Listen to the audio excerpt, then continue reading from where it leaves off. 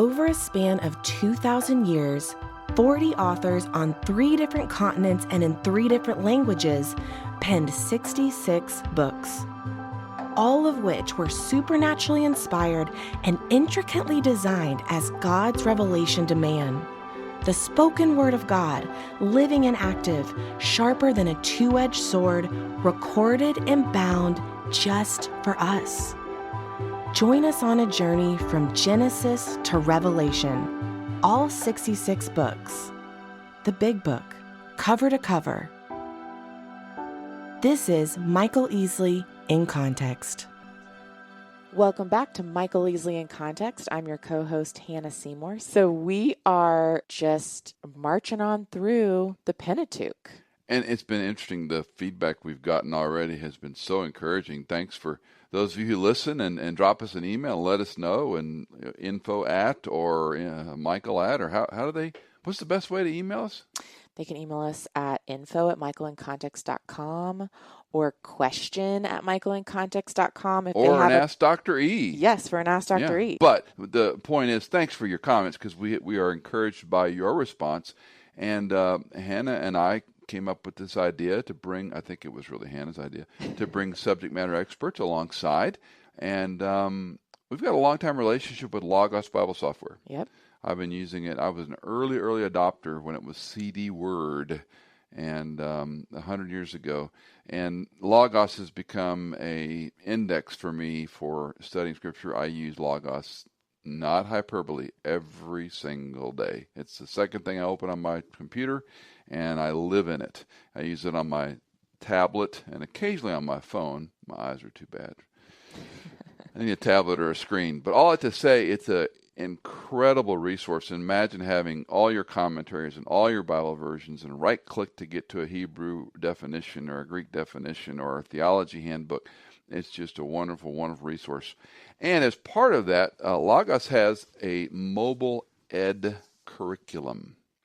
Logos Mobile Ed Curriculum Program. You can actually do a degree. I think it's through Knox Seminary now. I don't know. Yeah. I think they're just about to release some information about, a whole full-on accredited seminary experience. But they also have different certificate programs and tons of really well-done online courses. So they went and found the best subject matter experts in different fields.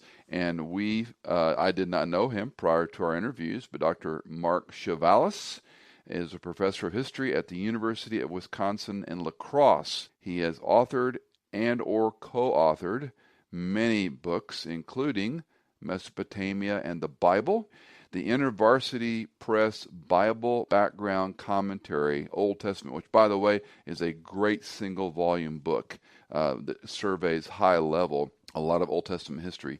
He was co-editor of the Ancient Near East and Women in the Ancient Near East, which is one of the reasons we wanted to talk to him, coming from a perspective of how women are viewed in the Old Testament. He has done fellowships at Harvard, Yale, Cornell, and others. He has 9 seasons of excavations. We should probably interview him just about that sometime. Totally. And the Bronze Age sites in Syria. His research over the past decade has focused on interconnections between ancient Mesopotamia along as areas as Anatolia, Iran, Egypt, Syria, Palestine, etc. And what he brings to the table is a focus from a Bronze Syrian age to the 3rd millennium. And all that means to you and me is, how do we think about the Old Testament from a Syrian, Babylonian lens perspective? And he'll talk about that a little bit in our interviews. So it is with great delight that we have Dr. Chavalas on 2 special episodes, right? Yep. Today in Numbers, and then in a future week on Judges. Well, we're glad you're joining us on the broadcast today. It's my pleasure to have Dr. Mark Chavalas. Dr. Chavalas is a pedigree you've just heard in our open, but it's a privilege to have you on the broadcast. Thanks for taking the time to be with us. It's my pleasure. Let's jump right in, as our podcast listeners already know what we're about. And one of the areas, you have a Logos Mobile Ed course that people can get credit for. They can take a series of courses online through Logos' ministry. But you have some subject matter expertise, particularly in the areas of numbers. So before we dive into some of the details, give me a 50,000-foot overview of sort of the background or context of how you think this helps Bible-believing Christians today.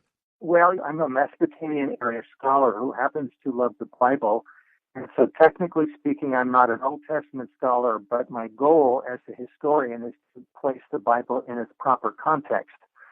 And so as one of my colleagues, John Walton, has said, sort of tongue-in-cheek, but I think that there's a ring of truth to it, the Bible was written for us, but not to us, especially the Old Testament. So in order to really understand it fully in a way that will gather all of the deep insights and things that God wants us to get, we have to understand the original context to which the Bible was written. Now, we couldn't have done that very well 150, 175 years ago until people began digging up the documents from the ancient Near East. And to their utter amazement, they found that these documents provided a context for understanding many of the stories and narratives and laws and other things from the Old Testament. At the beginning, I think it was considered somewhat intimidating because they found out that many of the law codes, for example, the Hammurabi Code and others, were quite a bit older than the Old Testament. But I think that in many respects, the Old Testament, if you think of Abraham, Hebrew origins, they claim that their origins are from Ur of the Chaldees. Well, that's in southern Mesopotamia. And so in many respects, what they're doing is that they're claiming to be from Mesopotamia itself. Abraham was probably just an average one-of-the-mill Mesopotamian, perhaps an Amorite, who God called out of the middle of the area to, in a sense, be reconditioned to understand the world as it really was. And the spiritual world also. So I think that we have to put the Bible in that context. I suppose it's in the same way that if I was living in 5019 AD and all I had to understand the world from 3,000 years earlier was Mark Twain's Huckleberry Finn, I could understand lots of Mississippi life, but I would understand a lot better if I uncovered the Library of Congress in that. Then Huckleberry Finn would come alive. And so in many respects, the Bible has come alive in ways that have been somewhat disconcerting because we find that the people that constructed the Bible thought very differently about the world than we do. They had different ideas, different languages, their worldview was different, etc. In fact, it actually reflects the worldview of these other people. And I think in many respects, the Bible was written to counteract much of that worldview. So, for example, Genesis 1 is a reaction to the Babylonian understanding of the origin of things, and Moses simply turned it on its head by saying that God was the one who created the universe, a bodiless spirit who created matter, rather than the other way around, where everyone was just convinced that matter was eternal, it had no personhood, and somehow personhood came out of matter. Let me interrupt for just a second, Doc, and Sure. I love your framing of context, because that's the stickler for me. The way I was trained was you can't teach the Bible without teaching the context to the people, how they understood it as first hearers, authorial intent, and then how we, the danger of principalizing, which a lot of us do. Well, we draw a principle from this. And so let me go back for my own re-education as well as our friends who listen. Ancient Near East is a phrase a lot of us academics and trained people toss around. Give the Western brain education folks here in the States who maybe don't, a simple definition. When we speak of ancient Near Eastern, this is we would correspond to the modern day Middle East, and so it would be corresponding to the countries of Iran, Iraq, Syria, Israel, Jordan, Turkey, and Egypt, roughly speaking. So that's pretty much the geographic region of the ancient Near East, the Eastern Mediterranean world. And you mentioned Babylonian in one of your comments earlier. To understand whether it's the Gilgamesh epic or some of the Babylonian influence, heavily influenced the Hebrew way of thinking, correct? Well, I think I would put it in a different way. I Okay. don't think they influenced them. I think they were part of that tradition. So it's not as if Moses is thinking, wow, boy, I'm really influenced by this. Well, How no, can I not but be the influenced? cultural context which Moses lived in is Yeah, largely affected because of the Babylonian culture, right? right. But I argue even further. It's because they were part of it. That was them. And it would be in the same way that if you're living in 5019 AD and you find a legal statutes from Wisconsin, and then you're shocked to find out that in the 19th century you find legal statutes from California, you're figuring, boy, these two are related. I wonder who influenced who. And of course, there's a bigger picture to it. There's a much You got to larger keep legal zooming out, right? tradition that covers the whole area. So the legal tradition of Israel wasn't influenced by Babylonia. They were all part of the same tradition. Right. Okay, and I appreciate that clarification. Let's talk. So we're thinking about women in Numbers in the book of Numbers, part of Yes. the Pentateuch. Um, Give us some of the misconceptions that Bible readers might have today when they read these passages that seem atrocious or hard to understand, or women were chattel. Help us think through some of those misunderstandings. Okay. Well, I think I'll start with an analogy. If I give you a book, I don't know, a manual on how to do plumbing, okay, since I don't know anything about it, and the introduction will tell me all about this and the do's and the don'ts and how to do that. But I only need to know one thing. I need to know how to put this little screw into this area so the water will stop spewing out. So I'm just going to jump to chapter 16 and look at that one thing. Well, what I've done is that I really can't understand the context of putting this screw into this particular place because I didn't read the introduction or the preface. And so for me, in order to understand the book of Numbers, and this might sound sort of silly, but in order to understand the book of Numbers, I have to read the preface. And the preface is Genesis 1 and 2. And because once I get to Genesis 3, everything collapses like a house of cards for obvious reasons. And so I think Genesis 1 and 2 is the ideal as to how the world is supposed to work. And so males and females are supposed to work together in tandem. That whole idea of the woman being an Edser or Helper. a helper, as if in front of him, that idiom there, I think, means that she's an exact equal to him, though they might have vocational differences. They are equal in God's eyes, and equal in authority, equal in a lot of different ways that might pan out differently. We often compare the word you mentioned, Etzer, and how the psalmist uses that word, God is my helper. And right. That, of course, is not demeaning to talk about God being your helper. This is someone who has more resources, more knowledge than you. So we could even suggest that Eve was more knowledgeable and more competent in areas than Adam, even though pre-fall, because they're image bearers of God, correct?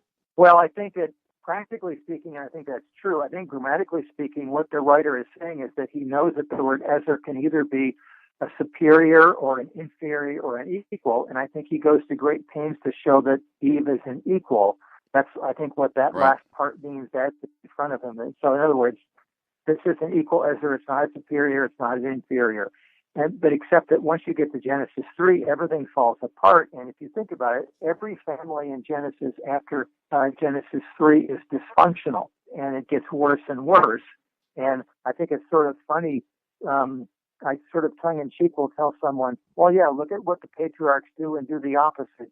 Because usually the only person who comes out looking good in Genesis is God, because, of course, he puts everything right in. He's able to continue his plan in spite of these people who are trying hard, and Abraham has faith, but he still makes, constant mistakes at it. So when I get to Numbers, we're living now in the real world, not the ideal world of Genesis 1 and 2, and there's a lot of horrible things going on. None of them are sanctioned by God. In fact, I think you can see this by what Jesus was asked in Matthew, I think it's 19, when he's asked about whether you could divorce your wife. He doesn't go back to a law. He goes back to Genesis 1 and 2. The ideal is that no, you would have no business divorcing your wife if you realize what the original ideal was, that you came together. And so when you get to Numbers, we're already looking at a flawed culture. And so it's not as if this is something that we're supposed to be doing at every point. If we go back to Eden, we have no need for this. This is why I think even when Paul talks about the law being the law of love, it transcends much of what we have in the Old Testament. Now I'm getting theological, which I try never to do. So now we get to Numbers 5, and I think I have to put it in the proper context. Men are having multiple wives. Men are doing this. This clearly looks like it's something that's favoring the male, etc. And my answer is yes, it is. But if you want to put it right, you go back to Genesis 1 and 2 and realize that the ideal was that this was not so. However, in the real world, this is how things act. And so we have to make a law for the real world.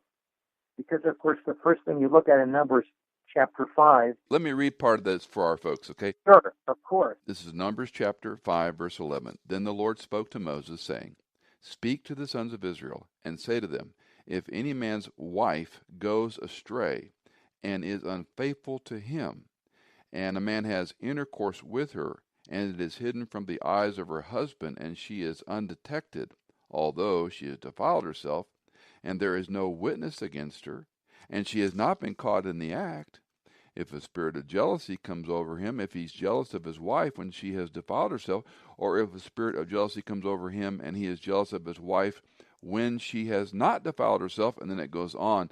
So to your comment, it sounds like he's in a better standing. It's all her fault.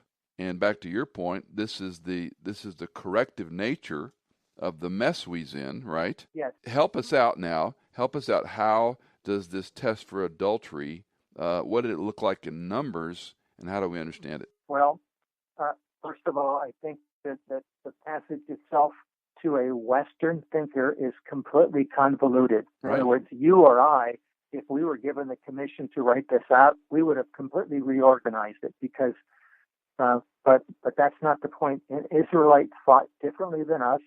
They did not think, they just didn't think the way that we do. They had different categories for their literature and their thinking patterns. Their thinking patterns are actually much like the Mesopotamians in many respects. They ordered things differently.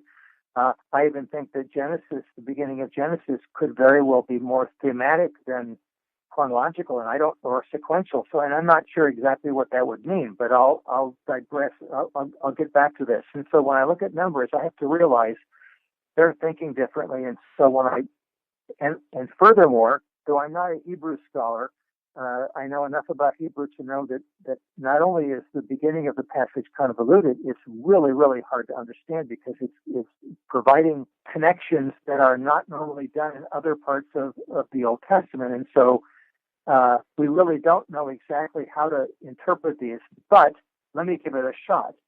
First of all, of course, the question might be, well, doesn't a female get to have the same issue? And the answer is no. Everyone knows in the ancient Near Eastern world, a male had, at least technically speaking, the sexual rights over the women in his family. The family had very, very powerful rights. I think what's going on is a man has a bad feeling about his wife, but he, of course, has no proof about it. He just has a bad feeling. That's the spirit of jealousy, which, of course, for the ancients, probably thought that this meant there was some sort of divine being that was causing him to think differently than he normally would. Again, these are all carryovers from the pagan world, and so the figures of speeches continue, I think, in the same mode. So he thinks bad about his wife, and of course, just like when they find a dead body later on in Numbers and they don't know who did it, they have to allow God to make that determination. So here, we don't know whether the woman has done anything wrong or not. The man has a bad feeling about her. And so he's decided to push the issue. Now, frankly, I think this fellow here in Numbers chapter 5 is not very bright because in many respects, this is a lose-lose situation. So the man has a bad feeling about his wife. He only has one recourse.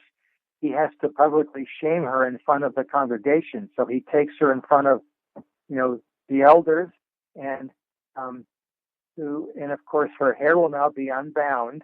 The reason that it's unbound means that she always had her hair bound in public. That means she's now going to be rendered vulnerable before God. the assumption about this whole bitter water and all Water this of other bitterness, stuff, right? this is really alien to our to anything that we can think of, even to modern day Judaism. This is so strange, but it fits perfectly in the ancient Near Eastern world of magic and medicine and everything else. That the first problem, if you have a malady, the first issue is to look at the spiritual reason behind the malady.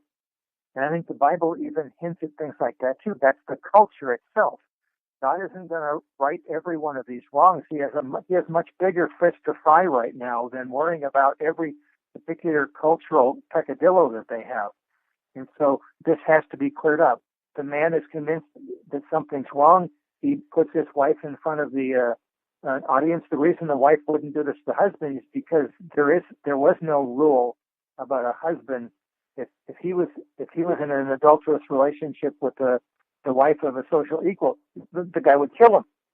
So there wouldn't be any issue for that. Here, there's nothing has happened, so she's now put forward. The bitter water is probably a deterrent. In other words, if she's really guilty, she's not going to want to go through this, and she's not going to confess it. But since she doesn't confess it, she now has to prove her innocence.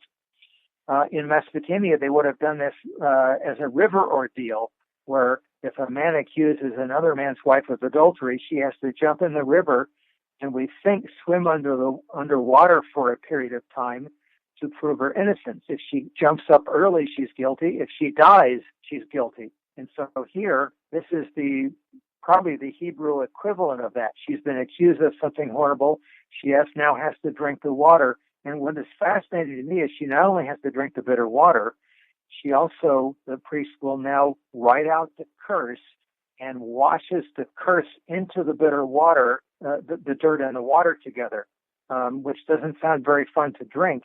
And you think about it, that means that they believe that the curse had some efficacious nature to it. And I guess my answer to that is, did the Israelites believe in magic? You bet they did. But they believed it was bad and evil.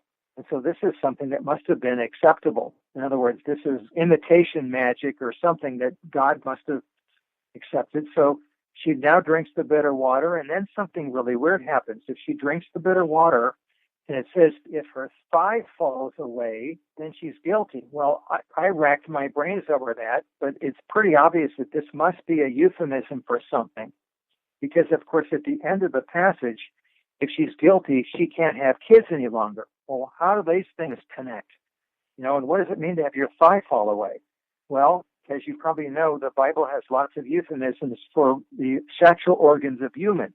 Often it'll talk about them by knees or thigh or feet or something. Abdomen, right? Yes, and so the fallen away thigh here is probably what scholars or medical people call a prolapsed uterus, meaning that the muscles in the uterus don't work very well, and the uterus will fall through the woman's private parts and come out, and obviously she can't get pregnant any longer if that occurs. And that will prove that she's guilty. You're thinking, wait a minute, how does that work? I have no idea how it works, of course, but it also sort of projects the mindset of the ancient Israelite. For them, if you have a medical condition that's bad, it's your fault. In other words, first I'm going to figure out that you've done something wrong and then go and reverse it and go backwards. Of course, Jesus knocked that out of the water in the New Testament by talking about the fact that there's no one-to-one correspondence between that. It doesn't mean that God believed this in the Old Testament. It means that they made a law to compensate for human beings' sin. And so I think that's what's going on here. So the woman, of course, if she's innocent, in other words, she drinks the water, I'm wondering whether drinking all that water and ink, etc., might cause my uterus to collapse. But it might take days or weeks for this to take effect. In other words, she goes home, and I'm thinking the husband has got to have his head examined, because if he goes home, if his wife's guilty, well, that's bad. If she's innocent, what is she going to say to him? I told you that I was innocent, and you just shamed me in front of everybody. If you think we're going back in that wedding tent in any time soon, you got another thing coming, buddy. So this is a really strange law. Now, let me ask a question. So, and we know that sometimes physical things in the Old Testament, whether it's an axe head floating or what, we have obviously miracles supernatural, above nature. They defy the right. laws of nature. When Jesus turns water to wine, he's violated all kinds of laws of nature. And so, could there be something, as this is part of the Aaronic law, the Mosaic law expanded, that just whatever this bitter water is, maybe it's an herb, maybe it goes back to Mara, the waters of bitterness, who knows? But we've got this emblem, and that God supernaturally is intervening through this thing that exposes her guilt or innocence. And I'm with you. I mean, if the guy accuses his wife of this, you would hope that spirit of jealousy, and we don't know what that is, but that, internal spiritual check, whatever you want to call it, I think my wife's been unfaithful. And so was the Well, testing system that was, invented, right, or created by God's law. And the outcome, all I'm saying is the outcome then would be God's hand, not the bitter water, not whatever. This is something God potentially used. well, I think that you're ultimately correct, but I sort of live, especially when studying the Old Testament, I live with a lot of messiness. And I think that Of course. especially for evangelical Christians, we don't like the messy stuff. We need to resolve the issues. And I think this one is irresolvable. The text does not give you a hint anywhere that something supernatural is happening. They're simply saying this is what you do, and there is obviously there is a heavenly element to this because God's presiding over it. But it doesn't afford you any possibility of thinking that something different is going on, or this is simply how you do it. And I think that any Israelite or anybody from the ancient Near East would have looked at this and said, yeah, this is business as usual. Another thing in Mesopotamia is that if a woman was accused of something and nobody knew whether she did it, they would simply do a divination to the god and ask the god what to do about it. In other words, what do we do with this woman? She did this or that, and the god would tell them. This is simply a way of the God telling them how to deal with this issue. If there's something supernatural, it's not explicit in the text, and I wish it was, because it's easy to be very uncomfortable about this. How do I put this in some sort of application process? My answer is I don't, until I read the whole book of Numbers or maybe the whole Pentateuch to figure out how God is working. But if I splice it up into particulars, there's no sermon illustration to find here. Here's the recipe for the bitter water. Take it home, right? Yeah. Okay. Well, let's move on and talk about some of these inheritance laws. And you refer to Numbers 27 and 36 along the same line. Help us out there. Well, I as a historian, I think one of my favorite laws in all the Bible is Numbers 27, because it's almost as if we've been kind of like the Wizard of Oz, and you go back there and you open up the veil and you see the little man behind the scenes. And of course, I don't mean that Moses is the little man behind the scenes, but what we get in Numbers 27 is, what did they do when they came across a situation they hadn't thought about before? What do we do about this? I look at the Old Testament law codes, and if it were me, and I'm glad it wasn't me, I would have ordered things very differently, and I also would have been much more comprehensive. I think the Christian has to realize that the Old Testament laws are not only are they not comprehensive, not only are they not in the order that I would like them to be, most of them are case studies. In other words, they're individual circumstances that probably couldn't be dealt with on a family level, and so there had to be a law made about it. Now, of course, as a Christian, I look at it and say, yes, well, it was divinely inspired. Of course it was. But it was still done through a human process. And so here we have in Numbers 27, if you're a female, when you're a teenage girl, you are now going to be married into another family, and you are legally part of that other family. Even though you might have emotional ties to your family of origin, they have no legal ties over you. It's now either your father-in-law or your husband who now has, legal precedence over you. They're your ward, and this is exactly how it was in Mesopotamia, so there's nothing different here from that standpoint. And so now we have a problematic situation. In Mesopotamia, if I didn't have a son who carried on my name, it was more important than just carrying on my name. When I died, I still had a consciousness, and I still had to be fed and watered in the underworld. Now, where, of course, in Mesopotamia, they mused that you had dirty water and stale dust, and so your firstborn son was the one who would actually come to your graveside. And by the way, you were probably buried underneath the floors of the private house where the family still was. You were still conscious. You just didn't get around very well any longer, and the firstborn son would come and feed and water you. And of course, we don't have that in the Bible, but we still have survivals from that, because I'm desperately hoping that my family will continue on my name. In fact, I think it's even hinted at when Joseph says to his family, to paraphrase at the end of Genesis, you folks are going to be in Egypt for a long time, and when you leave, make sure my bones go with you. Take my because bones. he's probably thinking of the same thing. I still have a consciousness. I don't want to stay here. I want to go with you guys. And of course, this doesn't make any sense to us. Like what, absent with the body, present with the Lord. Who cares where my bones go? But the Israelites didn't think that way, and so they're not being put right at every single point. So here, it's really important that the inheritance stay within the family. That must be what's going on here. We have a law. We originally thought it was in the Lipid Ishtar Code even 5 years ago, I thought. Now I think it's from the Ornama Code, which is an even earlier law, where it simply says if a man does not have male issue, then the females that he give issue to will inherit his estate. It doesn't go any further than that. So the same thing happens here, and it does it through a particular incident. The daughters of the Lophahad, my favorite one is Hagala, which of course is an unfortunate name for an English-speaking person to give to a female, or anybody, I suppose. So anyway, the 5 daughters, all of whom must be underage, and when I teach my course on women in the ancient world, I say these girls have a lot of chutzpah. They are pretty assertive, not what you might expect, but they go to Moses, and in a sense, they've unveiled things for us. They're showing us how laws were made. Of course, some laws were given right to them by God directly. Other laws obviously came from their cultural environment, and they were constructed, though divinely inspired, but they were certainly constructed with the culture in mind. So my property must go to a male heir. I don't have one.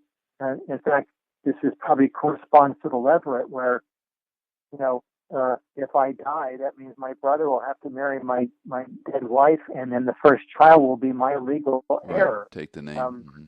And why wouldn't you want to do that? Because economically speaking, you knew that you weren't getting the inheritance. You weren't getting the firstborn inheritance. Your child was, that was yours biologically, but it was your brother's, in terms of legality. So here the daughters come in front of Moses, say, why aren't we, it's not fair. The inheritance is going to the closest living male relatives. Why don't we get it? That's not fair. Do you think in the tribal context, the clan context, and again, this is your subject matter expertise, not mine, but I'm thinking of Ruth and Boaz and the acquiring of the property and the wife and the children. So this was a clan that was then being cared for. So we didn't leave a widow without resource. Well, yes. In fact, there, if you think about it, that strange passage about the Levirate in Deuteronomy 25, where the law is. Right. The goal is not, unfortunately speaking, you have to when you read the text as it is, bold as it is, the goal is not to take care of the widow, it's to raise up the name of the dead man. I agree with you, but from patriarchal society, that's how we read it. But is it unfair or improper to make the conclusion that included the clan tribe survival? Again, back to Boaz and Ruth. I acquire the woman, I acquire Naomi, I acquire all that. It's my responsibility now, because the closer kinsman redeemer did not step up to do his lawful job. The next in line, we might say, says, I'll take care of that. Right, and I think it's there, but I'm just saying it's not explicit. On face value, it's not being specified, but is that an unfair conclusion? No, I don't think it's an unfair conclusion, and I think that, interesting that Boaz is really taking a couple of extra hits. Yeah. Because he takes care of this one child. In fact, in the rabbinical tradition, he said Boaz was 84, and as soon as he and Ruth went into a wedding tent, he did his duty and then he died. But I don't want to go that far. But the point was, in fact, the fellow who didn't do it, Mr. So-and-so, he may not have been able to do it because it was damaging his inheritance. Well, and that's what he says. He complains about that. But I think the delicious part of that story is that his faithfulness, as the kinsman redeemer, is the one who steps forward and God blesses. And that to me, again, right. One of these, again, your expertise of women in the Old Testament and sort of their role and how the scriptures are written versus going back to Genesis 1-2, made in God's image. They're right. Co-equal heirs to the kingdom of God. And yet this is a male-dominated culture with Levitical Aaronic laws. Right, and so I think you're absolutely right. So otherwise goes way over and above what the law was, and so that's right. And in fact, that's why the story's there to show that these people were of excellent character. No wonder David's got good family stock, to say the least. Good DNA. So back to the Zelophehad girls. So Moses clearly had not dealt with this issue before, and so to paraphrase, okay, girls, I don't know what to do. Just a minute. Let me go talk to God. And my joke is he probably came right back in a minute. Oh, you girls are right. And so in a sense, what they've done is that they've shown us how a law was made. We could have suspected it in many points, but this is a case law made because of an incident that occurred. This is a rather benign incident, but an incident occurred that caused the law to be, or something to be modified. The same thing happens in our culture. We've had all these horrible school shootings. So what has it done? It's caused us to modify laws to compensate for that issue. But of course, they didn't go far enough here. So Moses says, all right, the girls are right. They should get the inheritance. All right, now 9 chapters later, and I'll just sort of paraphrase this. The problem is, okay, the girls are now old enough to get married. What do we do now? Because if they marry outside the clan, that means the inheritance of the clan is leaving and going to somewhere else. Yep. And so we can't allow that to happen. So now Moses, in other words, now the addendum to the law is made.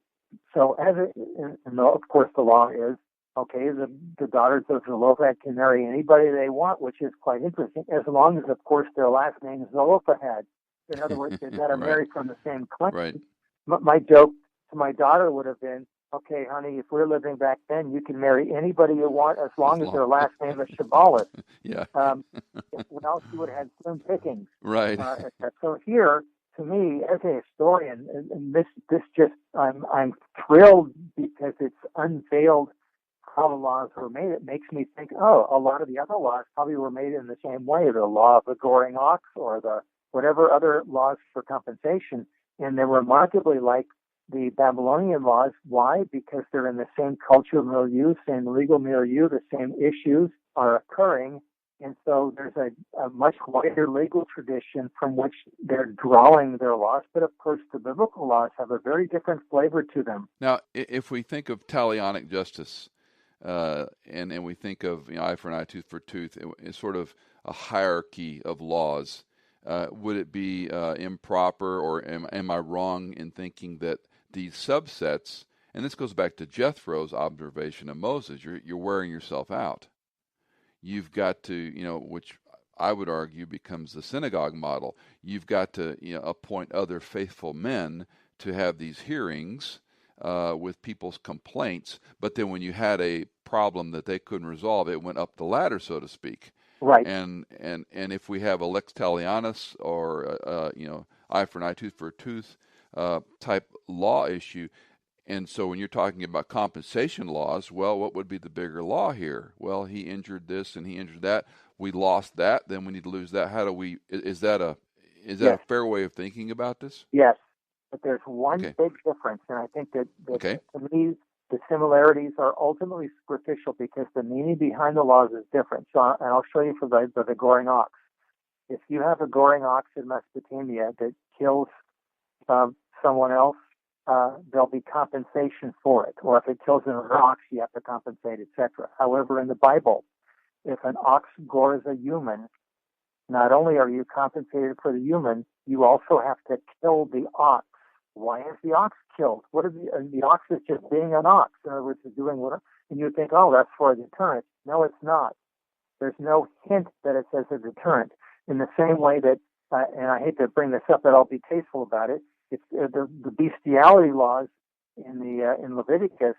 You kill the humans that are participating, but the animal is also put to death. Well, the animal is an animal.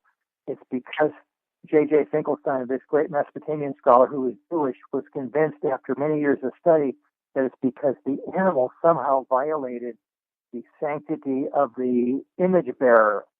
Whether they did it on purpose or not, they had to be destroyed.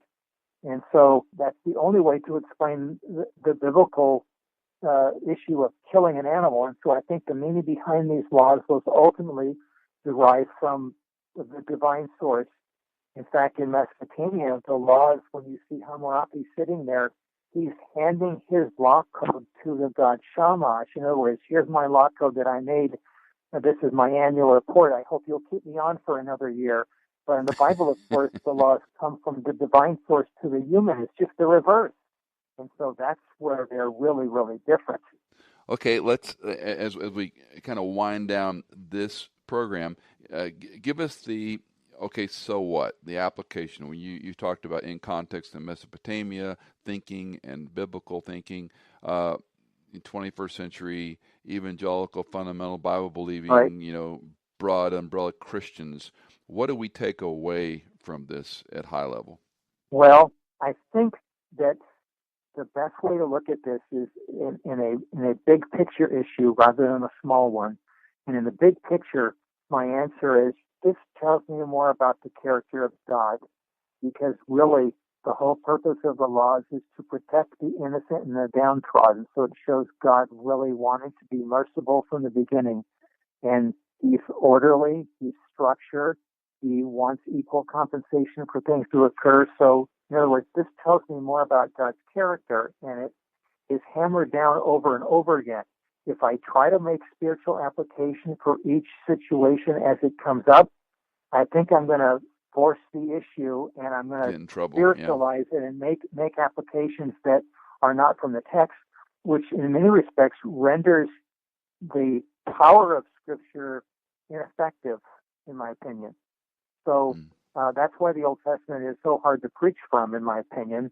And when it is preached from, they do it in a way that really doesn't. To me, it's a wild, untamed book that is very, very hard to understand. And this is why trying to look at the context at least gives me a fighting chance to understand this alien culture and this alien way of thinking. Dr. Mark Chavalas, we appreciate your time. We look forward to our next broadcast with you. Thanks for your insights and your time. Thank you very much. Michael Easley inContext is fully funded from donations by our listeners. If you're a regular listener, would you consider giving a one-time or perhaps monthly donation on our website? You can find us on michaelincontext.com. inContext is engineered by Chad Cates, produced by Hannah Seymour, and music composed by Tycho, Chad Cates, and Blair Masters.